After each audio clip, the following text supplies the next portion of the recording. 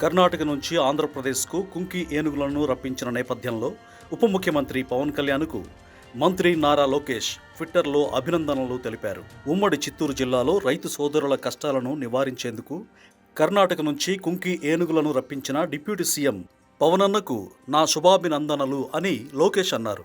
యువగళం పాదయాత్ర చేస్తున్న సమయంలో ఏనుగులు విధ్వంసంతో తాము తీవ్రంగా నష్టపోతున్నామని, పలమనేరు ప్రాంత రైతన్నలు ఆ విషయాన్ని తన దృష్టికి తెచ్చారని లోకేష్ తెలిపారు.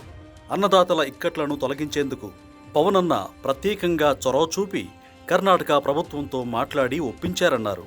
ఏపీ అవసరాలకు మరిన్ని కుంకి ఏనుగులు ఇస్తామని హామీ ఇచ్చిన కర్ణాటక ప్రభుత్వానికి కూడా లోకేష్ కృతజ్ఞతలు తెలిపారు. ఏపీకి తమిళనాడు, కర్ణాటక సరిహద్దుల్లో ఉన్న ప్రాంతాల్లోని పంట పొలాలపై తరచుగా అడవుల్లో నుంచి వచ్చే ఏనుగుల గుంపు దాడి చేస్తుంటాయి. దీనివల్ల చేతికి రావాల్సిన పంట ధ్వంసం అవుతుంటుంది. అయితే కుంకి ఏనుగులు పంట పొలాలను విధ్వంసం చేసే ఏనుగులను అడవుల్లోకి తరముకొట్టి రైతుల పంటలను కాపాడుతాయి. కొంత దూరం తరిమి కొట్టడమే కాకుండా అడవుల్లోకి వెళ్లిపోయేలా చివరి వరకు తరిమి కొట్టడమే కుంకి ఏనుగుల విశిష్టత.